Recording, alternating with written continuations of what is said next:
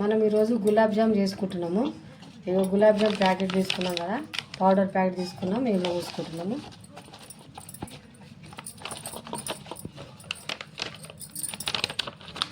మొత్తం పోసుకొని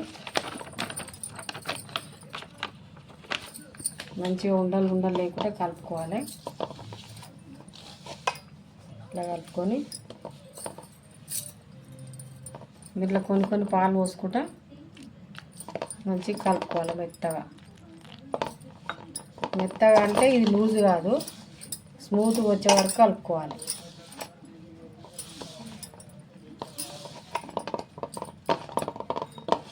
ఇట్లా కొన్ని పోసుకుంటా మంచిగా కలపాలి.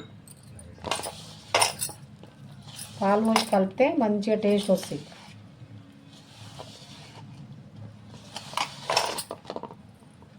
ఇట్లా కలుసట్టు కలపాలి.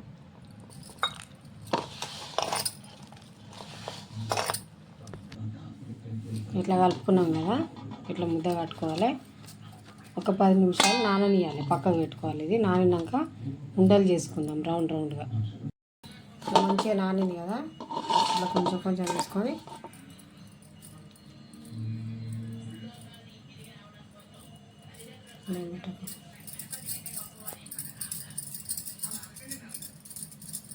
ఇట్లా మంచిగా రౌండ్గా ముద్దలు చేసుకోవాలి. నున్నగా చేయాలి మంచిగా, చాలాసేపు ఒక్కొక్కటి చాలా సేపు చేయాలి. లేకపోతే డీప్ ఫ్రై చేసేటప్పుడు ఎగురుతాయి మొత్తం మీదికి. ఇట్లా చేయాలి. ఇప్పుడు రెడీ అయిపోయినాయి కదా, డీప్ ఫ్రై చేసుకున్నాం. ఇంట్లో మనం కడాయి పెట్టుకున్నాం కదా, నెయ్యితోటి డీప్ ఫ్రై చేసుకుందాం. ఇప్పుడు నూనె కూడా పోసుకోవచ్చు, కానీ నెయ్యి ఉంది, నెయ్యిలో ఇంకా బాగుంటుంది. నెయ్యి మంచిగా కరగాలి.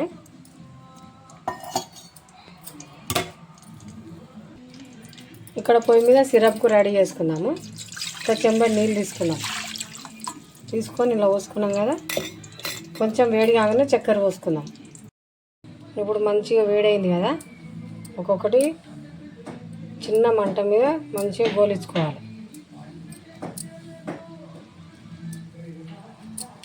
ఒక్కటి గోలించుకోవాలి నిదానంగా. ఇప్పుడు అయినాయి కదా, తీసేసుకున్నాము.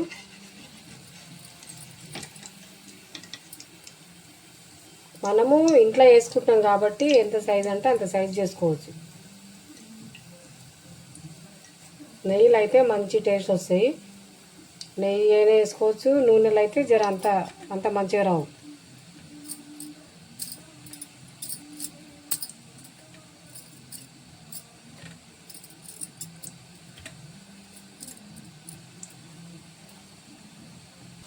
నీళ్ళు మసులుతున్నాయిగా, చక్కెర పోసుకున్నాం.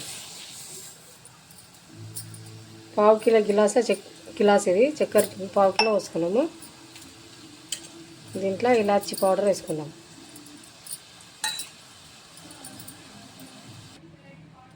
ఇప్పుడు పాకం మంచిగా అయింది కదా, ఒక్కొక్కటి వేసుకున్నాం.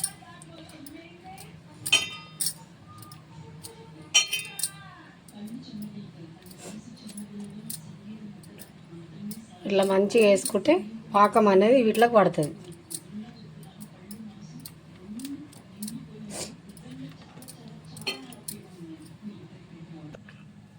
ఇంకేం నేను చెప్పిన విధంగా వేసుకోరి, చాలా బాగుంటుంది. నెయ్యిలో డీప్ ఫ్రై చేస్తే మాత్రం సూపర్ ఉంటుంది. నేను చెప్పినట్టు వేసుకోరి.